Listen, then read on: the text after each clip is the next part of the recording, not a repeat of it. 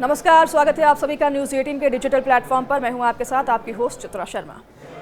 संसद का मॉनसून सत्र 21 जुलाई को शुरू हुआ और बतौर राज्यसभा के सभापति दिन में उपराष्ट्रपति जगदीप धनखड़ ने राज्यसभा की कार्यवाही का संचालन भी किया। लेकिन 21 जुलाई की रात भारत के उपराष्ट्रपति के आधिकारिक एक्स अकाउंट पर उनका इस्तीफा आ गया। राष्ट्रपति को लिखे इस इस्तीफे में जगदीप धनखड़ ने अपनी सेहत का हवाला दिया, लेकिन विपक्ष और कई राजनीतिक विश्लेषकों का कहना है कि उनके इस्तीफे की वजह सिर्फ उनकी सेहत नहीं लगती।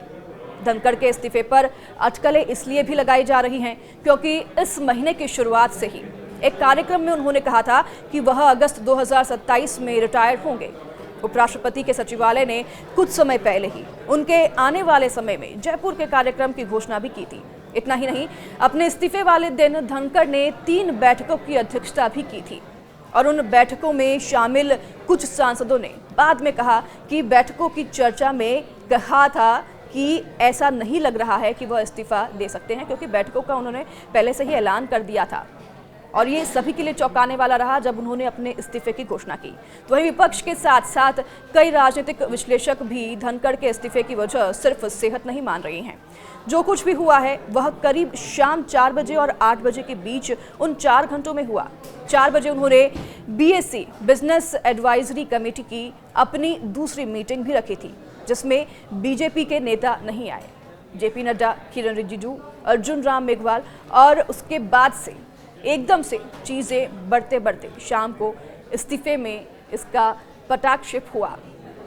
तो वहीं पर अटकलें यह भी हैं कि धनखड़ को हटाने की बात हो रही थी। इसके अलावा न्यायपालिका के खिलाफ धनखड़ की बयानबाजी को भी मोदी सरकार के साथ रिश्ते बिगड़ने की एक वजह समझी जा रही है।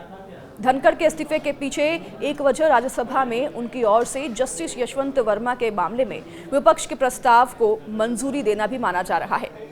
तो वहीं धनखड़ के इस्तीफे के बाद विपक्षी दलों के जो बयान सामने आए हैं उससे ऐसा लगा कि विपक्ष को भी इसका अंदाजा नहीं था। तो वहीं धनखड़ के अचानक दिए इस्तीफे पर विपक्ष के कई नेताओं ने सवाल उठाए हैं।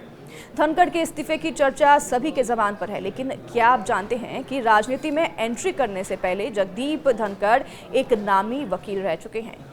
न्यायालय में उन्होंने कई हाई प्रोफाइल केस लड़े हैं, लेकिन इस बारे में बहुत ही कम लोग जानते होंगे कि वो सलमान खान का भी केस लड़ चुके हैं और उन्हें जमानत दिलाने में काफ़ी मदद भी धनखड़ ने की है। वो पहले वकील थे जिन्होंने सलमान खान का काला हिरण वाला जो केस था उसको लड़ा था। ये मामला 27 साल पुराना है, साल 1998 का। साल 1998 के काला हिरण शिकार मामले में जगदीप धनखड़ सलमान खान के साथ साथ अन्य एक्टर्स जैसे कि सैफ अली खान, तबू, नीलम और सोनाली बेंद्रे, इन सभी कलाकारों के वकील भी रह चुके हैं और उन्हें बेल दिलाने में उनकी मदद की थी। जोधपुर पुलिस के जब उन्हें अरेस्ट किया गया था तो धनखड़ ही वो पहले वकील थे जिन्होंने उनका केस लड़ा था। और इन कलाकारों पर सूरज बड़जात्या की फिल्म हम आपके हैं कौन की शूटिंग के दौरान काला हिरण शिकार का आरोप लगा था, जिसका खामियाजा आज भी सलमान खान को उठाना पड़ रहा है, जिससे आप सभी वाकिफ हैं। तो वहीं धनखड़ के इस्तीफे पर अब विपक्ष पुरजोर तरीके से हमलावर मोड में है। कांग्रेस अध्यक्ष मल्लिकार्जुन खड़गे ने रविवार को कहा कि उन्हें जगदीप धनखड़ के उपराष्ट्रपति पद से इस्तीफा देने की असली वजह के बारे में कोई जानकारी नहीं है। तो उन्होंने ये भी कहा कि धनखड़ को ये बताना होगा कि असली वजह आखिरकार क्या है, असल में क्या हुआ था, क्योंकि मामला उनके और प्रधानमंत्री नरेंद्र मोदी के बीच का है, ये खड़गे का कहना है। तो वहीं राज्यसभा में नेता प्रतिपक्ष ने यह भी कहा कि धनखड़ ने हमेशा सरकार का पक्ष लिया है। उन्होंने आगे कहा कि जब भी विपक्ष ने मुद्दे उठाने की कोशिश की, चाहे वह किसानों या फिर गरीबों से संबंधित हो या विदेश नीति से जुड़ा हो, उन्होंने कभी भी यानी कि धनखड़ ने कभी भी विपक्ष का साथ देने की या फिर ऐसा करने की अनुमति जो है विपक्ष को नहीं दी। तो वहीं कांग्रेस अध्यक्ष मल्लिकार्जुन खड़गे ने रविवार को बयान दर्ज करवाते हुए कहा कि उन्होंने जगदीप धनखड़ के उपराष्ट्रपति पद से इस्तीफा देने की असली वजह के बारे में कोई जानकारी नहीं है और उन्होंने ये भी कहा कि धनखड़ को ये बताना होगा साफ तौर पर कि असल में आखिरकार हुआ क्या और उन्होंने क्यों इस्तीफा दिया, क्योंकि उनका ये साफ तौर पर मानना है कि ये मामला प्रधानमंत्री नरेंद्र मोदी से जुड़ा हुआ है। वहीं राज्यसभा में नेता प्रतिपक्ष ने कहा कि धनखड़ ने हमेशा से सरकार का पक्ष लिया है।